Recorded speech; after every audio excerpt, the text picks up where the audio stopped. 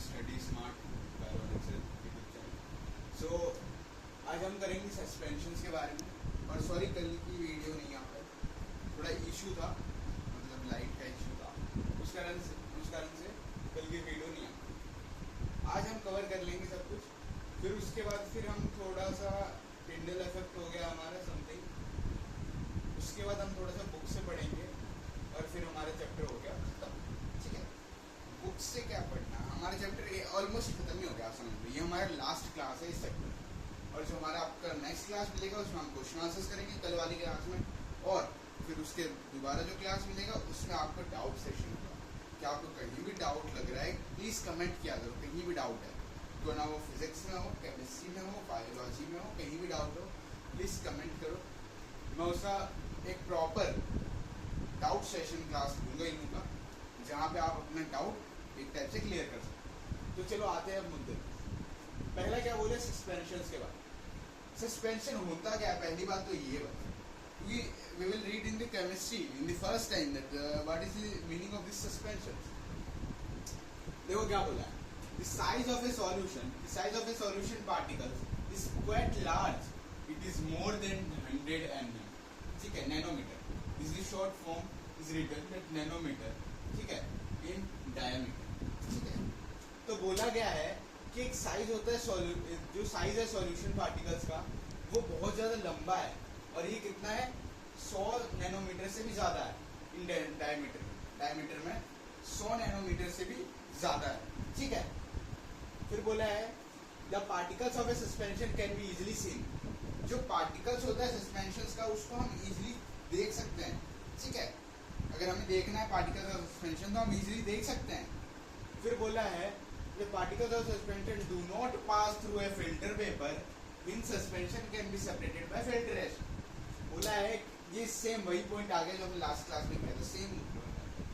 the particles, वही वो particle suspension का जो नहीं पास होता है फिल्टर पेपर से, सस्पेंशन को सेपरेट किया जाता है बाय फिल्ट्रेशन के प्रोसेस से, बल्कि वो फिल्टर पेपर से सेपरेट नहीं होता है, उसके लिए अलग प्रोसेस किया जाता है जिसका नाम होता है फिल्ट्रेशन। तो उसको ये पार्टिकल्स ऑफ सस्पेंशन का आपको एक और पॉइंट मिल गया। आप लिखते रहे एग्जाम में, तो particles of suspension do not pass through a filter paper, this suspension can be separated by filtration. और देखो this is your last class of this chapter ना, लास्ट क्लास। सो हम क्या करेंगे इसमें, आपको लास्ट में मैंने बोला था आपको चैप्टर स्टार्ट करने से पहले कि आपको लास्ट क्लास जिस दिन होगी उसमें आपका लिंक अपलोड कर दिया जाएगा, पीडीएफ नोट्स, तो वहां से आप डाउनलोड कर लेना। लेकिन डाउनलोड करने का मैं आपको तरीका बताता हूँ। जो लिंक होगा उस पर क्लिक करना है, वहां से आपका जो भी मतलब पीडीएफ का सेक्शन आपने डाउनलोड कर रखा होगा अपने मोबाइल फोन में, उसको बस क्लिक करना है और आपको सिंपली पीडीएफ ओपन करके आप पढ़ सकते हो, या you can also take the print out of that. Okay, अब फिफ्थ पॉइंट बोला जो सस्पेंशन है वो अनस्टेबल है, तो वो स्टेबल नहीं है, मतलब समझ सकते हो ना। फॉर एग्जाम्पल देखो मैं बता, जैसे बीकर, इसमें क्या है सस्पेंशन है, ठीक है, सस्पेंशन है सस्पेंशन। तो क्या बोले सस्पेंशन अनस्टेबल, तो स्टेबल का मतलब तो ये हो जाएगा ना कि सस्पेंशन सबसे नीचे है पूरा लेटा हुआ, ठीक है, लेकिन नहीं, सस्पेंशन क्या है अनस्टेबल, मतलब वो तैर रहा है, क्या हो रहा है, वो तैर रहा है। तो वही बोला कि suspension are unstable, particle suspension settle down after some time. तो जब वो तैर रहा होता है ना, तो वो आफ्टर सम टाइम, कुछ देर बाद, तो फिर वो क्या होता है सेटल डाउन, ठीक है, सस्पेंशन। तो फिर ये होता है suspension scatter a beam of light, it shows Tyndall effect. अब अगर बोल दिया कि can you explain the one point of Tyndall effect, आप बोलोगे अब टिंडल इफेक्ट के बारे में तो हम नीचे पढ़ेंगे, बल्कि ये ऊपर कहाँ से आ गया, ये ऊपर कहाँ से आ गया जब हम नीचे पढ़ेंगे टिंडल इफेक्ट के बारे में। तो बता देता हूँ, सस्पेंशन के पॉइंट में है, अगर आप देखो सस्पेंशन के पॉइंट में जो सस्पेंशन है वो स्कैटर करता है, बीम ऑफ लाइट को स्कैटर करता है। ठीक है, आपको मैंने लास्ट क्लास में दिखाया था उसकी फोटो, ये दिखाता है टिंडल इफेक्ट। तो हम पढ़ेंगे टिंडल इफेक्ट क्या होता है। ठीक है, टिंडल इफेक्ट आपको ध्यान से सुनना है क्योंकि टिंडल इफेक्ट कई सारे स्कूलों में पूछा गया है। ठीक है, मैं अपने स्कूल में कुछ कह नहीं सकता, मुझे भरोसा नहीं है पूछा हो या ना पूछा हो। ठीक है, तो अब आता है टिंडल इफेक्ट। टिंडल इफेक्ट बोला है जो स्कैटरिंग है ना, लाइट का जो स्कैटरिंग है बाय कोलोइडल पार्टिकल्स, उसको उसको हम बोलते हैं टिंडल इफेक्ट। मतलब लाइट जब स्कैटर करके जा रही है ना कोलोइडल पार्टिकल से, कोलोइडल पार्टिकल्स लास्ट क्लास में पढ़ा था, उसे स्कैटर करके जा रही है, ठीक है, तो उसको हम बोलेंगे टिंडल इफेक्ट। याद रख लेना, अगर आपको टिंडल इफेक्ट का 1 मार्क का क्वेश्चन में आ जाता है या आपको अगर एक्सप्लेन करने के लिए आ जाता है, तो पहली बात तो ये दिमाग में रखना एक्सप्लेन करने से पहले कि आपको पॉइंटर्स में लिखना है। जो आप पॉइंट्स पे लिखोगे तो आप ये पॉइंट पर ही लिख सकते हैं। This is scattering of light by colloidal particles in मोनोसिनल इफेक्ट। देखो मैं बताता हूँ, मेरे से जितने बच्चे पढ़े हैं ना आज की डेट में सब पास हो, तो मैं ये नहीं चाहता कि आप अगर मेरे से पढ़ रहे हो और आपके अच्छे ग्रेड्स नहीं आ रहे तो पढ़ने का क्या फायदा, टाइम वेस्ट है। तो प्लीज़ जो मैं नोट्स लिखवाऊंगा, जो मैं नोट्स आपको PDF शेयर करूंगा, उस नोट्स को आपको बस लिखना है और वहाँ से आपको सब कुछ समझना है। और देखो लिख लेने से कोई प्रॉपर सॉल्यूशन नहीं बनता कि हमने सीख लिया उस चैप्टर को, हमने उस चैप्टर को ब्रीफली समझ लिया, नहीं, it is not a solution that chapter. if you want to secure good marks in that chapter, so you can properly read that chapter। और अब हो सकता है कि मतलब एक टाइप से आपको अच्छे से प्रॉपरली पढ़ना पड़ेगा, आपको हिंदी उसका निकालना पड़ेगा। अगर आप पढ़ रहे हो ना, जैसे ये बुक है, अगर यहाँ पे अगर आपका सॉलिड के बारे में आपका दे दिया, ठीक है, सॉलिड के बारे में जब आप पढ़ रहे हो तो आपको सबसे पहले जो आपने पहला पॉइंट ही पढ़ा ना, जैसे मैंने पढ़ाया, जो मैं पढ़ाता हूँ ना, तो जब मैं आपको पहला पॉइंट पढ़ाता हूँ तो मेरे दिमाग में आ जाता है कि हाँ इसका क्या है, ये क्या बोल रहा है। अगर आप ये भी कर लेते हो ना तो मैं गारंटेड लिख के देता हूँ, आप एग्जाम में पक्का फोड़ के आओगे। बस ये चीज कर लेना कि बस आपने जो याद किया है और जो आपने क्वेश्चन किया है, क्वेश्चन आपका जो पेपर में आया है इंग्लिश के टर्म में लिखा हुआ, उसको आप थोड़ा उल्टा करके हिंदी में देख लेना क्या है। अगर किसी चीज को हम अगर उल्टा करके पढ़ते हैं तो उसका आंसर तभी मिल जाता है। ये याद रख लेना। आपको मैं बस आपको क्लास 9th में ही नहीं बता रहा हूँ, क्लास 10th के बोर्ड्स में भी आपका यही काम चलेगा। और अगर आप आगे जाकर कॉम्पिटेटिव एग्जाम्स वगैरह क्लियर करते हो तो उसका तो अलग ही बात है, तब तो आपको और दिमाग लगाना पड़ेगा, क्योंकि उसमें तो आपका रीजनिंग्स वगैरह पूछता है।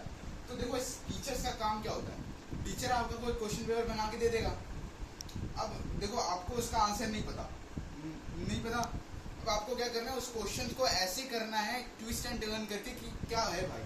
आपको पहले जैसे आपका एक क्वेश्चन है, ठीक है, टिंडल इफेक्ट के बारे में समझाओ।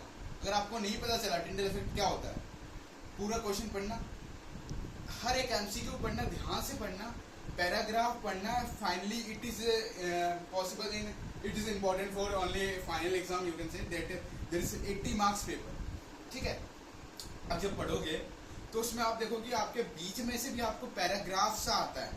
अब जब आप पढ़ रहे हो ना पैराग्राफ सा, तो उसमें देखना आपको कुछ पॉइंट्स तो आपको पैराग्राफ के अंदर ही आंसर मिल जाएंगे। मेरे साथ भी बहुत बार हुआ है, फाइनल एग्जाम में मेरे साथ क्या हुआ है कि एक क्वेश्चन मुझे नहीं आ रहा था, क्वेश्चन तो अभी याद नहीं है, तो मैंने देखा कि ऊपर जो क्वेश्चन दिया गया है और उसके ऊपर जो सेक्शन ए में जो पैराग्राफ दिए गए हैं, उस पैराग्राफ के अंदर आंसर टीचर ने डाल रखा था, बल्कि स्टूडेंट्स को पता भी नहीं चला कि हाँ उसके अंदर है। तो मैं बता रहा हूँ आपको, पूरा क्वेश्चन पेपर अगर आप अटेम्प्ट कर रहे हो तो आप पहले एक बार पूरा क्वेश्चन पेपर दोबारा से जांच कर लेना, ठीक है। तो क्या बोला है, the scattering of light by colloidal particles is known as Tyndall effect. जो स्कैटरिंग ऑफ लाइट होता है कोलोइडल पार्टिकल्स से, उसको हम बोलते हैं टिंडल इफेक्ट। टिंडल इफेक्ट नहीं अक्कर करता है ट्रू सॉल्यूशन में, क्योंकि जो पार्टिकल्स होते हैं ट्रू सॉल्यूशंस के वो बहुत ज्यादा छोटे होते हैं और ये स्कैटर नहीं कर पाते लाइट। जो पार्टिकल्स होते हैं कोलोइडल सॉल्यूशंस के वो बहुत बड़े होते हैं टू स्कैटर लाइट को स्कैटर करने के लिए, means they show Tyndall effect. तो उसका आंसर वो टिंडल इफेक्ट दिखाते हैं। टिंडल इफेक्ट यूज होता है डिस्टिंग्विश करने में, डिस्टिंग्विश मतलब अंतर करने में बिटवीन ट्रू सॉल्यूशन और कोलोइडल सॉल्यूशंस के बारे में, कोलोइडल सस्पेंशंस के बारे में, ठीक है। तो याद रखना, अगर आप ये 4 पॉइंट अगर आप एग्जाम में लिख के आ जाते हैं तो आप समझ लेना एग्जामिनर आपको खुशी नंबर देगा। आप अगर ये 4 पॉइंट नहीं लिखते ना, और अगर आप NCERT से ही पढ़ते हो, तो मैं ये नहीं कह रहा कि NCERT मत पढ़ो, लेकिन पढ़ो भाई, NCERT पढ़ो। लेकिन NCERT में क्या है, आप देखो NCERT आप पढ़ो, कोई मना नहीं कर रहा, लेकिन आप नोट्स भी पढ़ते हो, क्योंकि नोट्स अलग चीज़ है। NCERT में आपको एक्स्ट्रा दे रखा है, नोट्स आपका अलग है, ठीक है। तो ये था आपका पूरा सस्पेंशंस के बारे में, ठीक है। और देखो मैं बताता हूँ बेस्ट वे क्या है। बेस्ट वे ये है कि जब भी आपने कोई चैप्टर पढ़ लिया, जैसे फॉर एग्जांपल मैंने आपको पढ़ा दिया, मैं आपको क्या करता हूँ, मैं आपको पढ़ा देता हूँ, उसके लास्ट में आपको मैं क्वेश्चन आंसर्स वगैरह सॉल्व करवा देता हूँ। अभी हम वही करेंगे। अभी मैंने कुछ क्वेश्चंस भी बनाए हैं, तो मैंने ऐसे अपना बनाया है, आपको मैं करवाऊंगा आपको क्लास में। तो मैंने क्वेश्चंस बनाए, वो क्वेश्चन आपको क्या करवाऊंगा, मैं आपको फिर करवाऊंगा कि कैसे होगा। अब देखो आप बोलोगे केमिस्ट्री में फिजिक्स आ गया, केमिस्ट्री में फिजिक्स आ गया, हाँ केमिस्ट्री में फिजिक्स आएगा, क्योंकि सस्पेंशंस, कोलोइडल सॉल्यूशंस और क्या था आपका, बहुत सारी चीज़ों में आपको मल्टीप्लाई, डिवाइड वगैरह बहुत कुछ करना आएगा, ठीक है। तो आप ऐसे अगर पीसीएम लेते हो क्लास 11th में, तो ऐसे अगर आपका ये चैप्टर आता है तो आप समझ लेना बिल्कुल आएगा ही आएगा। If you take the PCM in class 11, so this chapter is important. अब आप बोलोगे पीसीएम क्या होता है, कई बच्चों का सवाल होगा जिनको पता नहीं होगा पीसीएम। पीसीएम का मतलब होता है, पी का मतलब होता है फिजिक्स, केमिस्ट्री,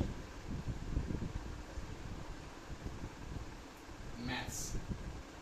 तो आप समझ सकते हो, फिजिक्स में मैथ्स है, केमिस्ट्री में मैथ्स है, मैथ्स है। तो आपका 3 जगह आपका दिमाग लगेगा। इसलिए मैं बता रहा हूँ, आप अभी लाइटली मत लो 9th क्लास को, कि 9th क्लास अगर आपने अभी केमिस्ट्री और फिजिक्स अच्छे से नहीं पढ़ाना, केमिस्ट्री अच्छे से पढ़ा, तो आपका 10th में जाकर के आपको ये दिक्कत करेगा कि आप कैसे पढ़ोगे केमिस्ट्री फिजिक्स।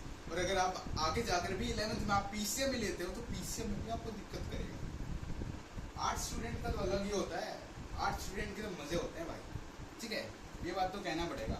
कि उनको क्या है, हिस्ट्री पढ़ना है, बस क्या पढ़ना है उनको, हिस्ट्री पढ़ना है, ज्योग्राफी पढ़ना है, सिविक्स पढ़ना है, जैसे पॉलिटिकल साइंस आप बोलते हो, इकोनॉमिक्स पढ़ना है, क्या पढ़ना है, उसमें तो इतना कोई दिमाग नहीं लगता। लेकिन उनका सोचो जिन्होंने पीसीएम लिया, तो मैं बताता हूँ ये चैप्टर का कहीं भी आपको कहीं भी 1% भी कहीं भी डाउट लगता है ना इस चैप्टर के बारे में, तो प्लीज कमेंट कर देना। और मैं बता रहा हूँ, आप जब कमेंट करोगे ना, तो आपको ऐसे 2 या 3 दिनों में आपको वीडियो मिलेगा, लेकिन थोड़ा टाइम लगता है वीडियो मिलने में, थोड़ा इशू होता है, ठीक है। तो आपको वीडियो मिल जाएगा, ऐसी बात नहीं है। आपको हम डाउट सेशन भी करवाएंगे। क्या करवाएंगे हम आपको, क्या करवाएंगे बताओ, क्या करवाएंगे हम, डाउट सेशन भी हम करेंगे। इन दिस डाउट सेशन हम आपसे ये इंटरेक्शन करेंगे कि जिस भी बच्चे ने जो भी कमेंट लिखा होगा कि क्या आपको किस क्वेश्चन में या कहाँ पे आपको डाउट है, किस टॉपिक में आपको डाउट है, अगर सस्पेंशन में डाउट है तो कहाँ पे डाउट है, क्या समझ में नहीं आया, उसका हम डाउट सेशन करेंगे, ये याद रखिए, ठीक है। और देखो मैं अभी एआई का पहला चैप्टर, एआई का हमने कितना किया था, फर्स्ट चैप्टर कर लिया था, कम्युनिकेशन का कर लिया था हमने, सेकंड चैप्टर भी आई थिंक कर ही लिया था, पर्सपेक्टिव इन कम्युनिकेशन नहीं किया था ना, हाँ कर लिया था सॉरी। थर्ड चैप्टर हम देखेंगे, थर्ड चैप्टर हम स्टार्ट करेंगे, ठीक है। तो हो सकता है हमारा ये चैप्टर जो है केमिस्ट्री का वो ऑल ओवर खत्म हो चुका है। नेक्स्ट क्लास में आपको क्वेश्चन आंसर्स वगैरह मिलेंगे, तो we will see you in next class. Thank you.